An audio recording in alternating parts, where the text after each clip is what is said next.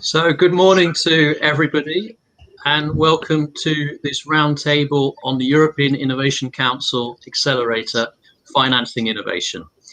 My name is Sequeira. I am at the new EIC and SME agency that was established a month ago, and we're very happy to be here to discuss with you the new EIC Accelerator that was launched in March. And I'm very happy to have together with me my colleagues Cornelius Schmaltz, to Viorel Peca, and one of our newest investments from this week, Krisztina Kovacs-Schreiner. So you can ask questions at any time in the chat. We will give some presentations and we'll leave some time afterwards for your questions, or if there's urgent questions, we can also try and address them between the presentations. So if I may start with just a few graphics to set the scene, this roundtable.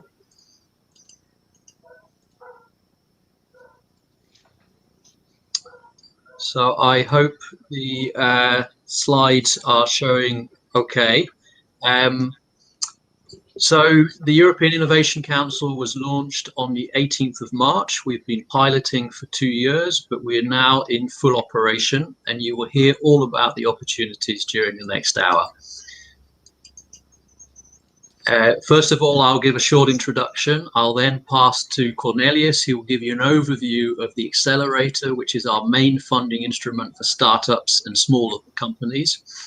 I'll then turn to Viorel, who will talk about the business acceleration services and some other, I think, relevant aspects of the European Innovation Council. And I'm very glad to welcome to this roundtable Krisztina, the CEO of Lixia, who can tell you about her company and the investment from the EIC fund that was announced just this week.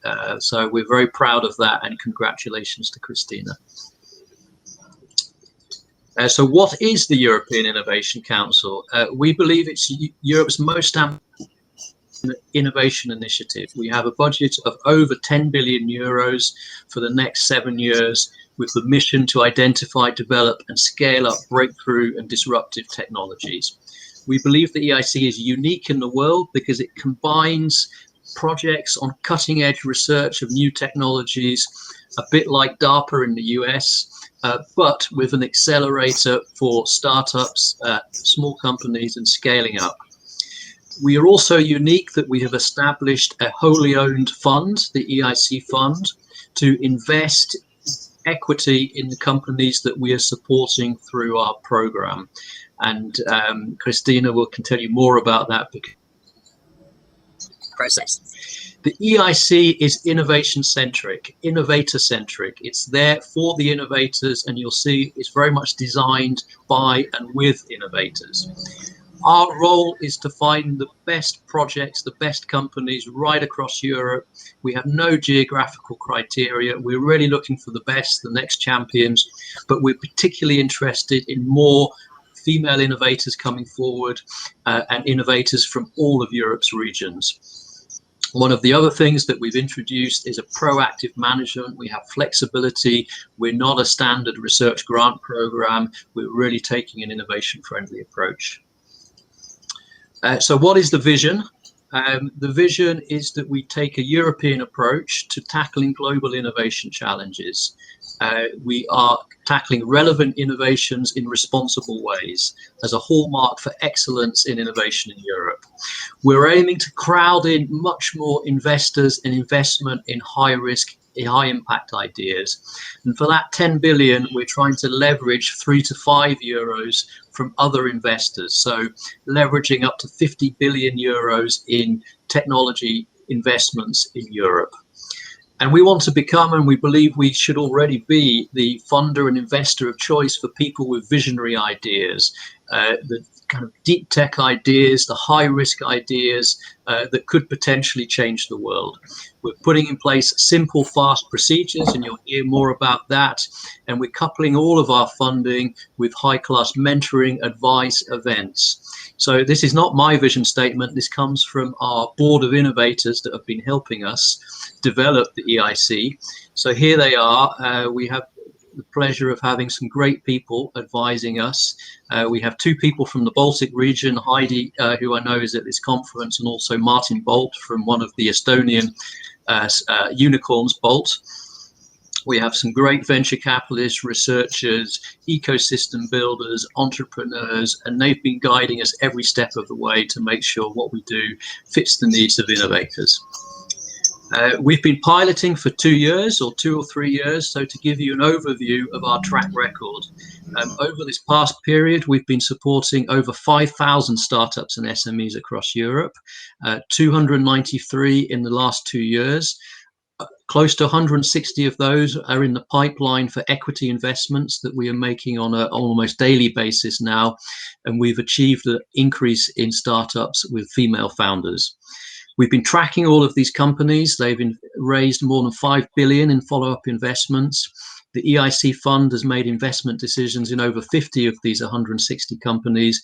We have our first unicorn company emerging from the EIC, that's CellLink, achieved the unicorn status in January this year, and over 40 companies with market valuations of over 100 million euros. So we can see this is working. We fund everything, but we see a concentration in these areas which are really critical for Europe. So around a third in Green Deal areas, a third in digital, and a third in health. And we've got some very interesting projects relevant to COVID. So that was a little bit of scene setting. So let me now start the real sort of content, and I would pass to Cornelius, who's going to give us an overview of the EIC Accelerator, how to apply, what it's about. So over to you, Cornelius.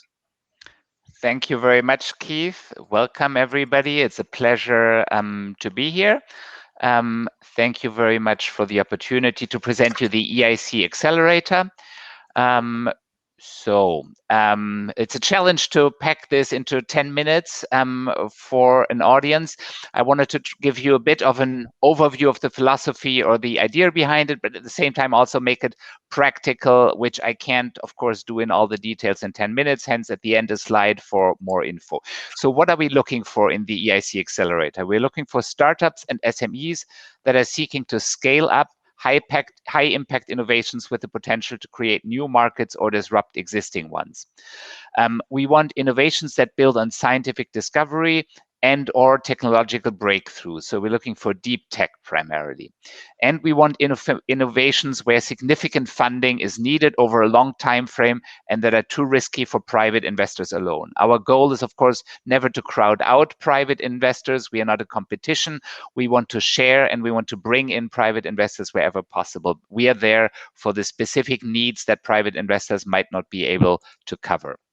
Who can apply? Basically, a single company that is classified as an SME according to the EU definition of SME, which you find very easily online as the first hit, or in rare exceptions for small mid-caps up to 500, sorry, that was too fast, for 500 employees, and you must be established in an EU member state or in a country that is associated to our framework program, which is not yet clear. The negotiations of the association are underway. So principle for the moment, it is the EU. There are a few exceptions. You can also be a natural person intending to establish an SME by the time of signing the contract. The contract will always be signed only with an SME, but you can apply as a natural person.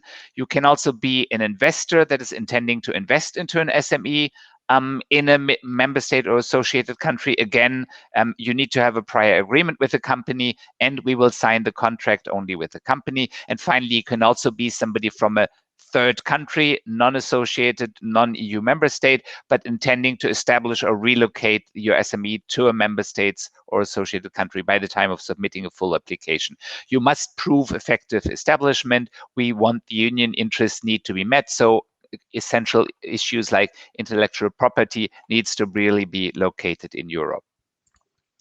What support can you receive? The standard case that we have built the accelerator for is grant and investment, where you need support for development, TRL 5 to 8 with the grant component, and for deployment and scale up, technological readiness 9. That's what the investment is for. You can also apply under certain conditions for grant only if you can prove that you have the sufficient financial means for deployment and scale up. You can also, in some cases, apply for grant first if your innovation is already at tier L5 or 6, but still requires significant work to validate and demonstrate it in relevant environments to assess its commercial potential. And if you're only looking to fill the funding gap for a rapid scale-up of your high-risk innovation, you can also apply for investment only. The investment, or let's start with the grant component. The grant component is a maximum of 2.5 million. Eligible costs are reimbursed up to a maximum of 70%. So you need 30% to fund yourself. This can come from the investment component.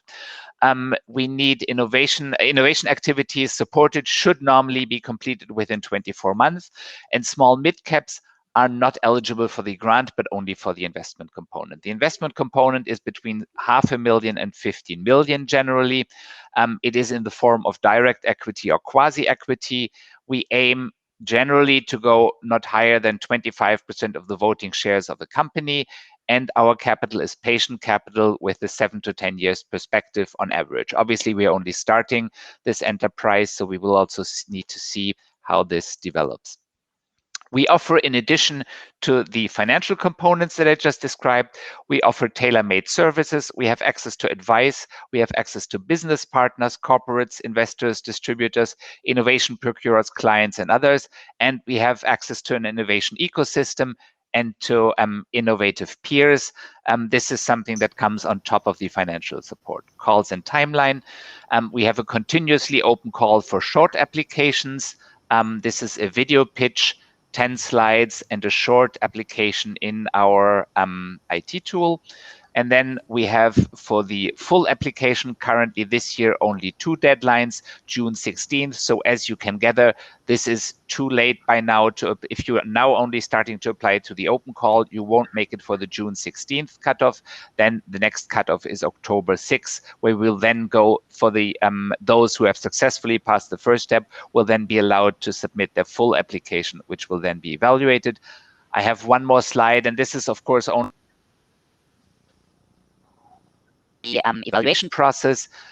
So step 1 is you have a disruptive deep tech idea with the potential to scale up. We ask you to tell us your story and submit your short application to be assessed by our remote evaluators. So this is the artificial intelligence tool, IT tool that I briefly mentioned, that also supports you and also supports the evaluators, while evaluators always remain the decisive vote. We don't have the AI tool make the decision on whether you make it or not. We then, if you're successful in this first step, we help you to prepare your business plan and draft a full proposal, again with the artificial intelligence tool and coaching, which is we make available to you. You then submit your full proposal. Your full proposal is again assessed by remote evaluators. If you make it through that step, you go to the final step, which is pitching your innovation in front of our high-level jury members. If you're selected, you sign the grant agreement. We aim to do this within 8 months from submitting your full proposal at the latest. We're generally faster than that. In the case of the investment component, this usually takes longer than the grant agreement because you then enter also a due diligence process and compliance checks. If this all works out, in the end, you sign the investment agreement. And with that, just the last slide with more info. You have on the first bullet the EIC website, which has a lot of very useful links, including essentially our full work program. You have the participant portal or funding and tenders portal for full information with more documents and the actual link to your application. So this is how you get to the application stage. I have given you 3 short links for the 3 calls that we have. The deadlines are identical and the application process is identical for them. We have one that is thematically completely open. We have a specific call for Green Deal innovations for the economic recovery and a specific one for strategic digital and health technologies. And very importantly, before you apply, we very strongly recommend you to get in touch with your national contact points, which are tasked to support you. They have information about your specific innovation ecosystem in your country. They get a lot of first-hand information directly from us, and they can advise you on whether your application is suitable, something that we can't directly do because we are, of course, would have a conflict of interest there if we are in the end also the ones that are deciding. With that, I give the floor back to the moderator, Keith. Thank you very much. very much, Cornelius. And if I can maybe emphasize, I mean, this is quite a different approach to how to apply. I think most people with public grant programs, they're used to having a call deadline, long application forms that they have to complete. So this is quite a different approach, that it's continuously open. You can put in your short pitch at any time. We will look at it as soon as it arrives. You should get an answer within about 4 weeks of whether this is fitting the EIC profile or not. So it's a very different kind of front end, and we hope it's really going to be something that's user-friendly for applicants, startups, innovators, people with bold ideas. So many thanks, Cornelius. We're going to turn to another part of the EIC, as part of the value added, as well as the funding. We provide a lot of support in non-funding terms, in terms of the business acceleration services. So let me pass now to Viorel to tell you more about this. Over to you, Viorel. Good morning, everybody. I hope you can hear me well. I would like to talk to you about the transition and the business acceleration services. I see that unfortunately my PowerPoint just crashed right now, so I will give me 1 second to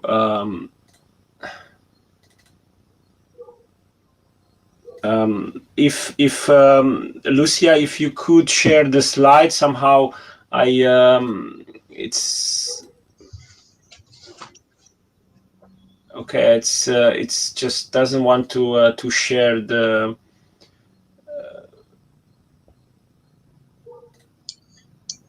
Okay, Lixia, that's great. Thanks a lot for showing us. Thank you very much for jumping in. So if we go next to the next slide, so I mean the EIC basically has 3 components. You have heard the accelerator part. Let's say the transition is addressing the TRL 3 to 6. So it's basically, if you want, can also be used as an entry stage to accelerator in case that you, let's say your idea is not at the TRL 6. If we can go to the next slide. And the reason why I'm presenting this to you is because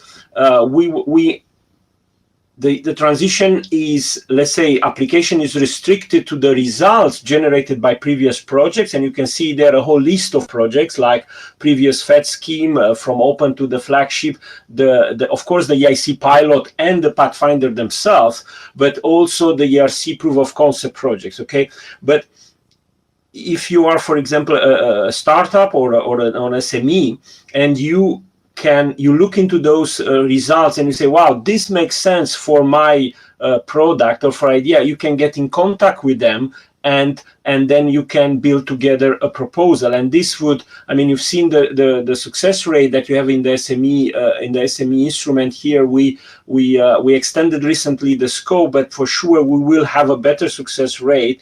And if we can build a win-win, let's say, situation, namely that you would improve your competitiveness and your solution because you will bring in the cutting edge project results, and in the same time the win for us and for the beneficiaries that these results will not remain unused or just published in a paper. It would be really also a win-win for Europe.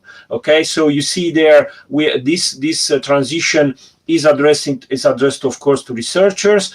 Of course, we don't exclude the members of initial projects, but we also want to bring in new blood, what we call the entrepreneurs, venture builders, SME, spin-offs, corporates, that would, of course, work and collaborate with the previous one. But again, the accessibility is based on the results, not on the person or beneficiary or an institution. Okay, and just to mention transition, as actually all the Pathfinder, all the EIC components has an open or a bottom-up component open to any technology or any innovation, and a challenge-based. Here we have 2 challenges for 21, medical technology and devices, and we know this is very popular in our constituency, and then energy harvesting and storage technology. Next slide, please.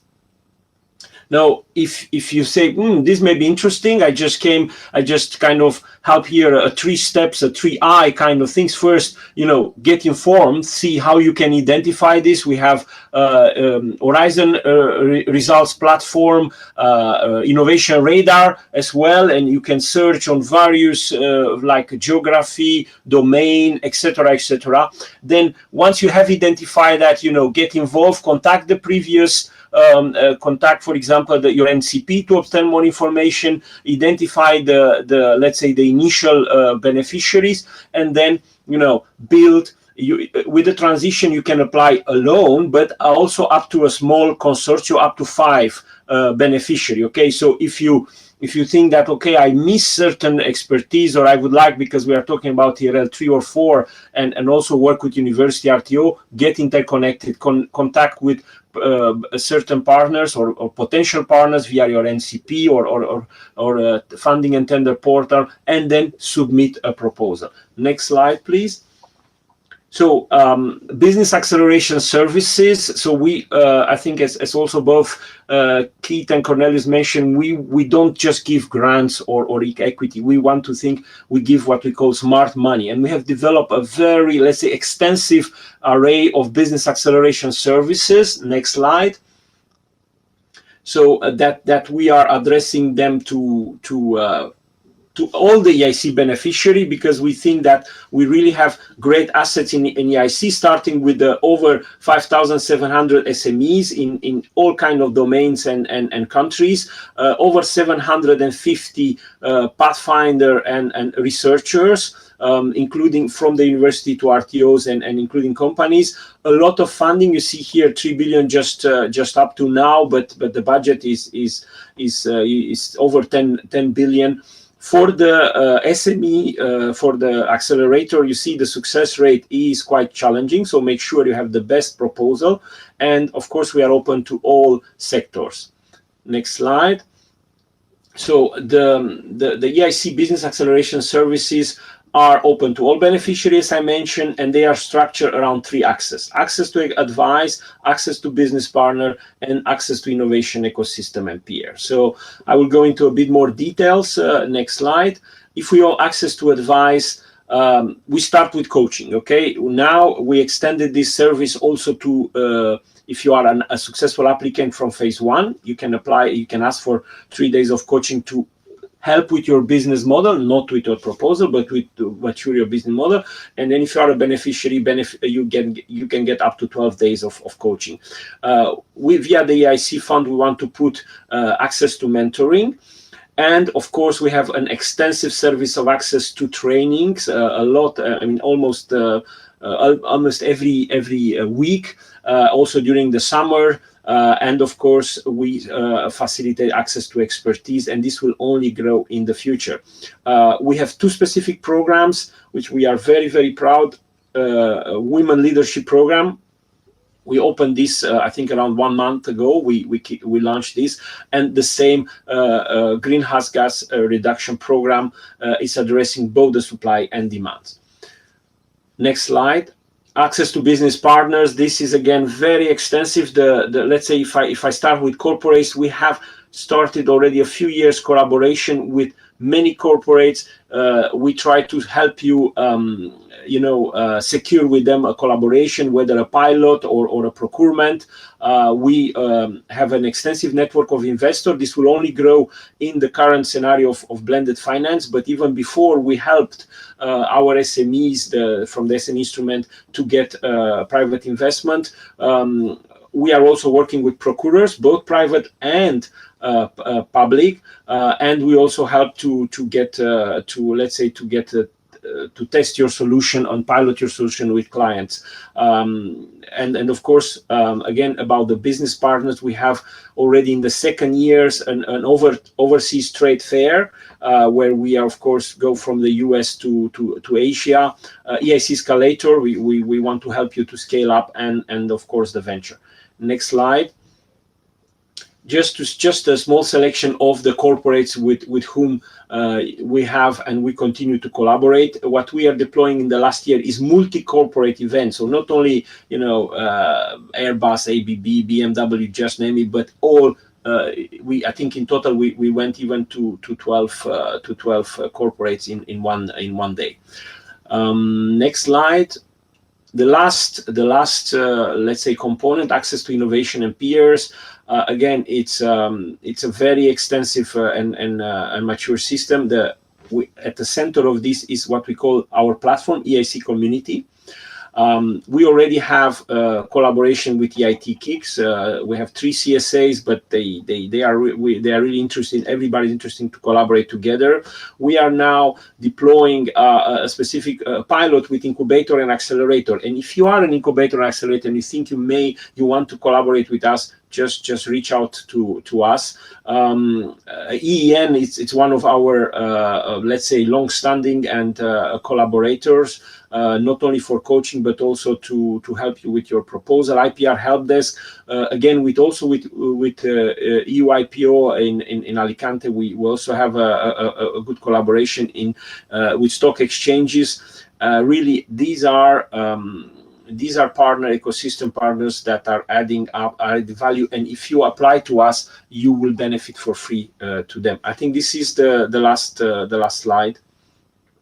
And I'm thank you very much for your attention and open for any question you may have. Thanks so much, Viorel. And I know that the business acceleration services, the feedback we get from companies is that, I mean, this access to coaching, the access to the corporates, the access to the investors, I mean, this is a huge added value from the EIC, and I know, I mean, this is something that we're really ramping up. So many thanks for that. Now, I said at the beginning that the EIC fund, our equity arm, is ramping up, and we've actually announced 4 investments this week alone. So we have the honor to have one of the companies that has received this investment. I think, Krisztina, it was announced earlier in this week. So it's great that it's working, and over to you to tell us something about your company, your journey to the European Innovation Council, what your experience has been, and if you have any feedback for us about how we can improve things. We're a learning organization. So over to you. Absolutely. No, thank you so much. I hope you could see my screen. Just put it in presentation Yes, mode. we can see it. If you could, that's it. Perfect. Excellent. No, thank you so much. I mean, again, we're very grateful for this opportunity. And since Monday, we've been shouting about the investment because it gives us not just the cash that we need, but also the visibility within the investment community. And it's really tough to raise funds for deep tech, especially in the bioeconomy space. So this gives us the confidence to go out and raise more funds very soon. And yeah, so ever so grateful. And hopefully we could deliver the impact that we set out for ourselves, and also lead the way for other companies as well within this space. So I would like to introduce Lixia, what we're doing, why we're doing it, and also how the investment from the EIC impacted our plans, future plans, how we're growing, and what our vision behind the company is.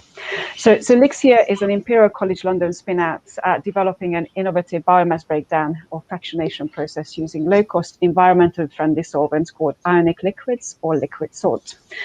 Currently, our society is heavily relying on the use of crude oil, while products are discarded at the end of their lives. So we are passionate about changing this approach, which is why we are developing novel chemical processes that enable us to live more sustainably in a clean world. So one of the biggest challenges of shifting to a more bio-based economy is the cost of producing starting materials and delivering economically viable products. We're also facing the challenge of disposing of a huge amount of wastewoods, and with this, we lose out on its potential economic value. Also, agriculture and forest residues, leftovers, and underused resources, and mostly get burned, leading to air pollution and all sorts of other environmental issues. So our mission is to produce bio-derived products sustainably at a low cost, and also create revenue from unwanted waste, giving it a second life. So our process could take various starting materials, bio-based organic materials, break them down to ingredients that will be used in various starting materials for biofuel production, bioplastics, anything from pharmaceuticals all the way to various organic additives.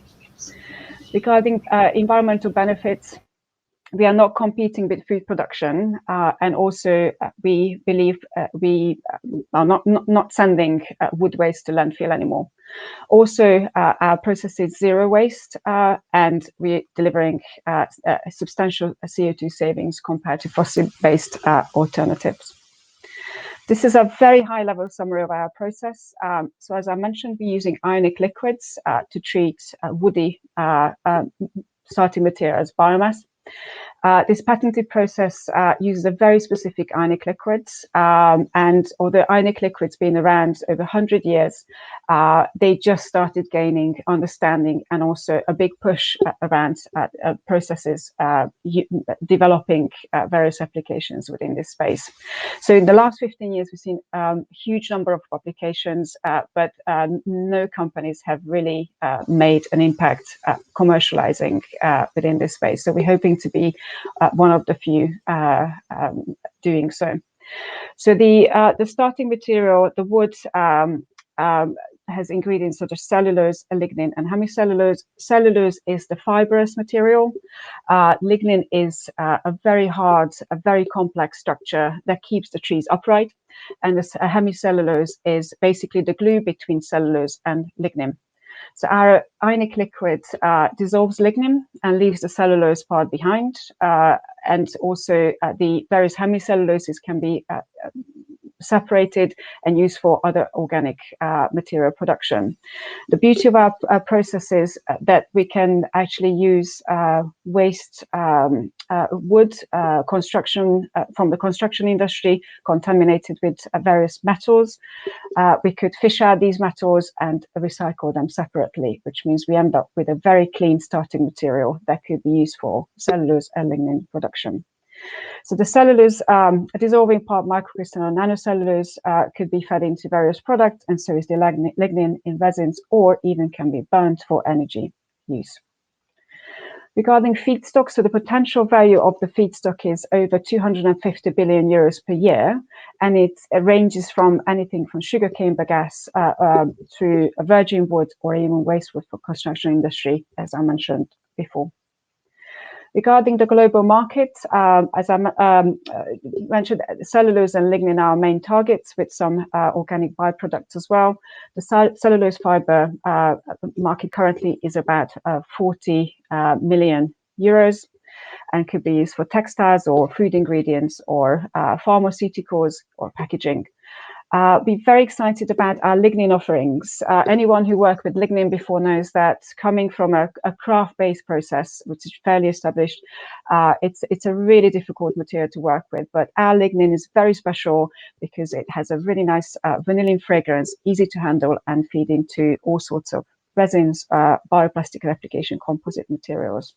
We're also exploring the byproduct element, because the value of these chemicals are over 100 billion euros.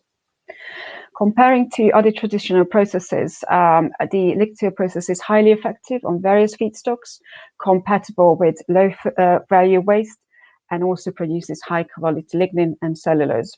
And we are keeping the cost as low as possible because of the simplicity of the process.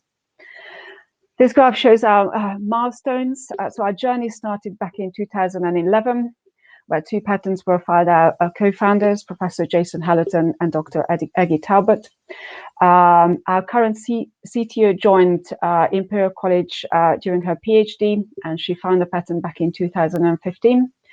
And after her PhD, she decided to spin out the company and push through various feasibility study at small scale testing the capability of the ionic liquid and also the various products.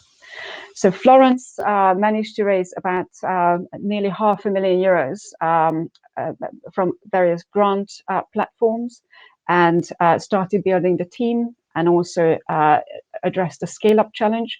So we had a process where we ran at Biobase Europe in Belgium, And on the back of that, we managed to apply for the EIC grant. So all the data, all the results fed into the grant application.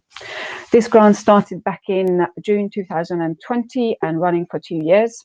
So we received the initial investment, which was enough to set up the team, get going with the pilot plant planning. We also received the blended finance, so the convertible loan appeared on our account last week, which again generated some great headlines and also a lot of attention within the bioeconomy space. So we're very proud of the investment. As I said, we would like to make sure that we deliver the impact and also all the things that we promised to do. So in 2021, we're very much focusing on our pilot plant construction. We're doing this at Lixia in Peca, Sweden. We feel that Sweden is the right place for us, as there's a huge amount of wood-based economy.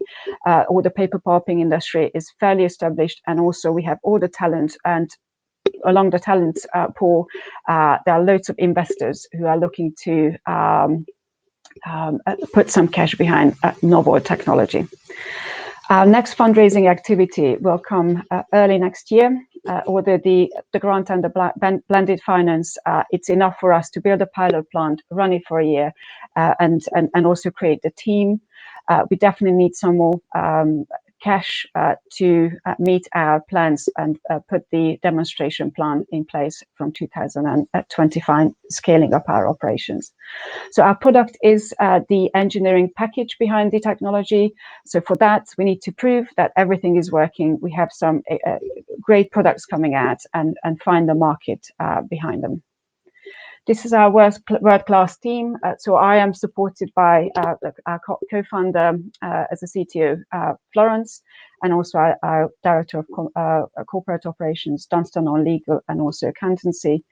The technical team, most of them are chemists and chemical engineers. They're extremely highly trained, and they are the world-class leaders within this space.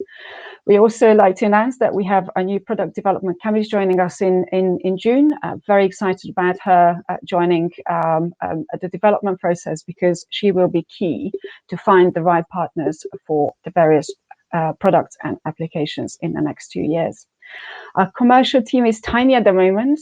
Connor is leading on all the development activities.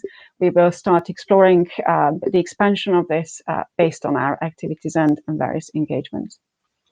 So the next step is to lock in our process, and to do so, we're working with various engineering firms and design houses, and also lined up our equipment suppliers. So hopefully the pilot plant will go online in September, October this year, and started producing materials for further testing. Product development also is key for us. Obviously, we're exploring the lignin space quite heavily, but also looking at the cellulose, working with various research organizations, potential large and small customers as well. The fundraising, as I mentioned, the grant and the blended finance will give us the runway to set everything up, but we need to start preparing for further grant funding and also angel and VC investment. This is a very short slide on acknowledgement, but obviously in the last couple of years, we've been supported by various organizations and individuals. We're very grateful for Imperial College hosting us and giving us the opportunity to develop the technology. Now we're ready to scale up and do the tech transfer and leave the lab behind. The EIC, obviously for the grant and also for the blended finance. Without this, we would not be sitting here. Various Horizon 2020 projects also gave us the opportunity to, and a bit of wiggle room to develop the technology. The pilot scale process was sponsored and supported by the Biobase for SME scheme, also Biobase Europe pilot plants in Belgium and the Biorenewable Development Centre in York, UK. The Research Institute of Sweden and Lixia, they are the one who are supporting our technical development in Sweden at the moment, and Lixia is the one who's hosting us. So this is where we're building our pilot plant in Peca, in the Värmland region. We're also getting loads of support from the local community. So Business Värmland and NARSOM, they are the organization within the Värmland region. They're helping us with the relocation and also facilitating discussion regarding legal and also financial support. So these are the key parties, but as I said, there are loads more people behind this. We can't do this alone, and apart from financial support, all the cheering and moral support that we got has been incredible. So we're very happy to share this experience, talk a bit more about any questions relating to the grant or the blended finance, or if anyone wants to relocate to Sweden, we definitely know how to handle accountants and lawyers.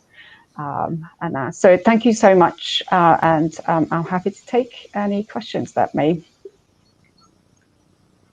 Thank you very much, Krisztina. I mean, it's a great innovation.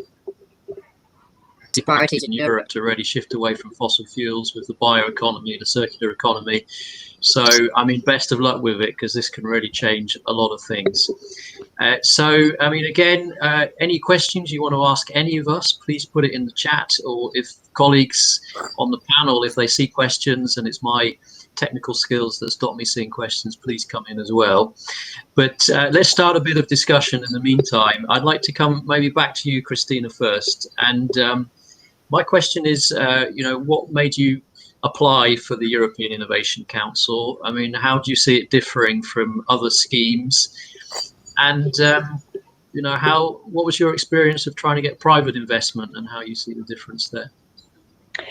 So we feel that we've been talking to private investors for a long time, but deep tech is very tricky to get investment in. I think because of the nature, the lead time of recovery, and also we are building a pilot plant.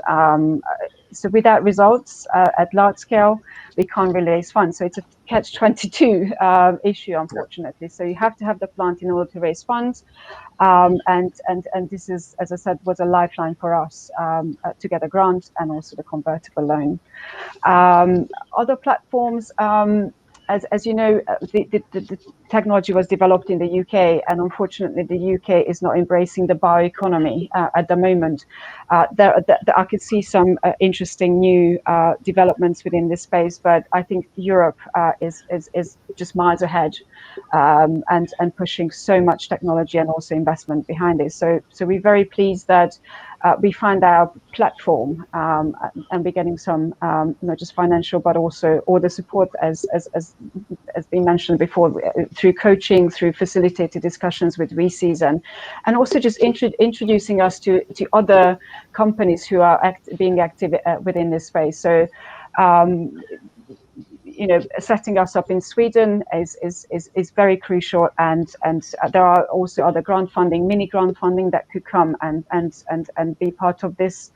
But in order to build a pilot plant, we needed a bigger chunk of money, and also because we went through the due diligence process, so it gave us the confidence that what we have is real, the technology is flying, and also it has the commercial potential. So I think although it's a complex process to apply for the grant, but the steps behind it, I think it just gives us more to tell about the story and be ready for the next investment. So I think the platform is excellent, and very structured as well, which helps, because obviously as a startup we are jumping on anything that's exciting and novel.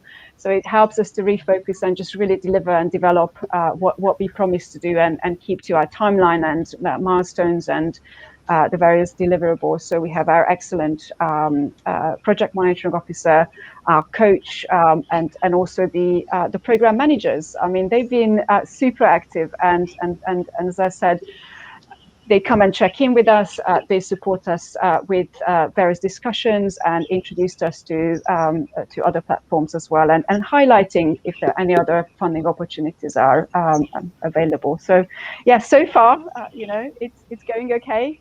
Obviously, the bigger challenge will be about, once we build the plant, how to proceed and how to really meet your expectations. Great. And I think, I mean, my experience, a lot of the companies that we're funding, they're exactly in this kind of catch-22 situation you mentioned, that they have a great technology, but before anyone invests, they have to prove the technology. And who's going to pay for proving the technology? So I think this is where we can make a real difference. And it's good to get the feedback of the program managers as well. So this is a very new approach for us, to have in-house experts who really understand, we hope, many of the technologies and fields. So we're not just checking cost statements. We're really able to have people who can work with you, connect you. So it's great to have that feedback. Maybe I can turn to Cornelius, because I mean, something you mentioned, Krisztina, is that it gives visibility, and it's a quite competitive program. Unfortunately, we can only fund a small number of the companies, and we'd really do our best to select those. So I don't know, Cornelius, what if you are asked by companies for your top tips on applying, what they should think about, what would be your advice? Okay, I could take the easy way out and could say that my top tip is always definitely get in touch with your national contact point. I said that, yeah. But I actually mean it. That is really important. I think that is more important than any website or, I don't know, Krisztina, if you actually did that in your case, but I really think that NCPs they have really the manpower and the staff and the knowledge to give you either individual advice really on your application or to refer you to somebody who could do that. And especially in our case, it's the NCP for SMEs. They are very, very well informed. So certainly if you're not already very familiar with this scheme, then I would really say that should be your first stop. But I don't want to dodge the question completely, Keith, that you told me. I think it's really, I mean, we also need to gather experience now with the new system, and especially with the short pitches with which I'm not that familiar yet. But I think in the end, I mean, with the previous system, and I don't expect that to change, it's your idea that counts, the innovative breakthrough nature of it, it's the team that counts, and it's a solid plan. Those are the three. This is absolutely not rocket science. It's not original. But I would be curious what Krisztina has to say maybe about that. No, absolutely. And to be honest, it would be great to have maybe a network or some sort of alumni, some sort of where we could share experiences openly. And I mean, normally in the public domain, you only hear about the successes. But I think it would be nice to have a platform where we could really share all the failures and where we made the mistake. And I know that we were part of the pilot, I'm sure for a good reason. So the first cohort is just emerging. But I think we went through some bumps along the road, and learning from that, we would definitely do things differently. So if there's a platform where we could share this in a nice way, where we're not criticizing the program, but we're definitely sort of just highlighting what could go wrong. Anything from having the accountants or the lawyers in place, or even just having the sort of buffer finances ready to deploy just in case things go wrong, or even recruitment or relocation. I mean, I think that was quite challenging. We did very much underappreciate how difficult it is to do recruitment in Sweden, for example. We just assumed that everyone would jump on the opportunity, join the fun, and embrace the challenge. But I think they just have different priorities. So all these things, I don't know if there's a platform to share, or if maybe it's an open discussion with startups who would like to apply. But very happy to share, and we want everyone to succeed, and we see ourselves as a piece of this puzzle. We cannot solve every single challenge along the way, within the bioeconomy. We're providing a solution for a very specific, very niche market, but I think there are other companies who would complement our activities as well. And we would like to learn from large companies, how they're addressing their novel technology development, and if there's a mentoring scheme, within this space from them. We're not looking for favors or money at this stage. We're just looking for a bit of mentoring that could go a long way, because I'm learning about how to set up a company. I'm spending most of my time with accountants, not on the technology, which is really frustrating most of the time. But at the same time, it's very important that we're preparing to become an established company. You know, this is not just an idea anymore. This is not a lab, experiment. This is a company, and we're putting down the foundations, and we need to know exactly how we give out shares, what to do, you know, when we get a bit bigger, how to manage people behind it, and also, you know, just have a composed phase where we definitely be ready to receive investment down the line. So it's a growing pain, but I'm really enjoying it. So, you know, I mean, my day starts at 5 a.m. and finishes at 10 p.m. But this is what it's all about, making this happen and have the team supported along the way. But it's yeah. So and any practical support probably would be welcome on that. And also, you know, as I said, we're happy to chip in and feedback our experience and our sort of pains as well, not just the successes. Thanks, Krisztina. I think it's a great idea to get this feedback. I mean, one of my roles is supporting the EIC board, and in fact, we were intending to hold meetings in different places across Europe and meet with some of the companies to do this.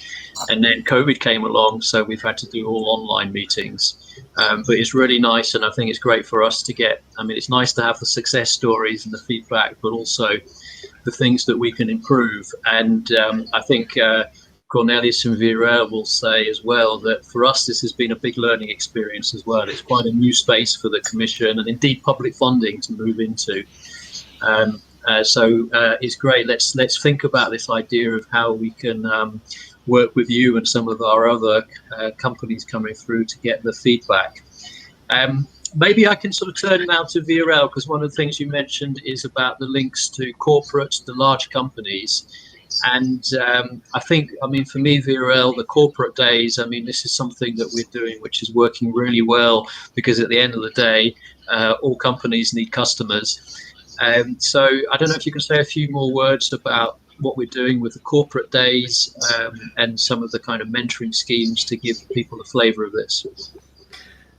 Indeed, Kit. I will provide a bit more detail, but also I have a question for Krisztina. So indeed, I think with corporates, but also with procurers, okay, and I think they both. The idea is you know, it's a simple one, namely €1 from a potential you know, customer is more valuable, or much more valuable, than €1 even from an investor, and even more for a grant. Okay, so we realize that first with grants we cannot scale a company. That's why we brought the blended finance, and even then with supply side measures, grants, equity, investment, whatever, is not enough. You need demand side measures, and this is about demand side measures. Okay, so our experience with corporates, again, many years ago, we have a network. Now we have also a call for expression of interest. So if there are any corporates in the audience and say, wow, I want to collaborate, just go on our website. There is a dedicated section explaining how does it mean, and you can apply. So here, now that we are in the blended scenario, we would even want to listen to our companies, for example, like Krisztina's, but not only say, okay, what type of service do we need? So we can perhaps develop new services like co-investment, etc. But basically, what we do, we are announcing very well in advance our corporate days and multi-corporate days, and we had with one, for example, recently on energy, but on planet also a bit more, and they come again. And then once we define what are their needs, we are publishing what we call a call for expression of interest on the EIC platform, on the EIC community platform. So make sure you are connected there, and describing what the corporates need, and then the SMEs will have to apply. Say, oh, I have a product on that, or I'm interested in that. Okay, of course you need both, and then you apply. And then we prepare all the list of those companies, and then we send this back to our corporate or corporates, and then they say, yes, I'm interested to hear it, and I'm interested. And then, of course, then we put all together. We have a nice brochure. We prepare of course, to pitch and to explain a bit the process based on our lesson learned. So we have a feedback loop, and then, boom, the event. These days, of course, unfortunately, this is only online, but in the past, these were really, you know, physical events, one-day events, very intense, but also very fun, with a lot of networking opportunity, face one-on-one meetings with really high-level, let's say, managers, vice presidents, etc., from these corporates, which we know that otherwise would have been very difficult, if not impossible, for a small SME to, you know, to gain access to the really the VIP of BMW, Telefonica, you name it, and then you really have very intense pitching and one-to-one meetings, and then of course at the end we usually have a networking opportunity. And then afterwards we are monitoring this. So the what are the contacts? So not what are the pilots, and even in case of procurement, what are the business? Okay, so this is very monitored, and we are trying to feedback to improve, to build feedback loops. There is a slightly difference in between the activity with corporates and the procurers, and again, procurers, let me underline the third time, it's both private and public procureur. And in your case, Krisztina, obviously the public procurers are very relevant for this, for your, I mean, everybody is looking for green solutions, right? So in the kind of corporates is more with the open innovation kind of department, that they want to say, okay, how can we put the product or the service that you are offering in our big offerings, okay? And for procurers is, okay, is it interesting? We want to buy this product. And of course, if it's a private procurer, it's much simpler. If it's a public procurer, it's more complicated, because the procurement regulation, you know, has a, but at least they are more informed, and we are working with both. So, and my question now to you, Krisztina, is, okay, I admit this is a bit of a very, very quick and short explanation, but in terms of demand side measure and in terms of business acceleration services, what would be your needs? Okay, if we take procurers and corporates and procurers, you know, what type of them would be interested, and for what? And the same for whatever other things like coaching, training, professional services, you name it. Yes. Thanks. Just to intervene, because I know we're running a bit short of time, and I feel some of this is going to be a discussion afterwards as well. So maybe give a few kind of elements. But I think, Viorel, we might take up Krisztina's offer of getting some offline feedback from her as well on this point as well. So go ahead, Krisztina, give us some kind of tips for us here, and then we'll need to sort of make a close to this session. So I give you the last word, Krisztina. Okay, brilliant. So obviously, anything on technical development, specific contractors and very focused niche experts, amazing facilitated discussions with people who need our products or companies, and also funding. So I think you are there, nearly there. So we see loads of activities within sort of the coaching and the funding side of things, but a bit more on setting up the business and also on technological development. So technical expertise would be amazing. But great, and I think this is something we need to work on, because we're funding in other parts of the European program a lot of testing centers, world-leading facility, ways of matching that with the kind of needs of companies like yours. If I can also have a last word on this, I think it's been a very interesting experience with the EIC board.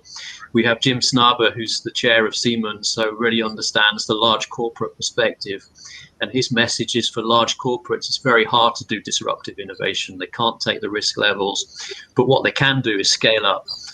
So if we can get this winning combination between the new ideas from companies like you, and then matching with the big players, once we've de-risked it, we show it works, to really scale up rapidly, I think this is a great opportunity for Europe.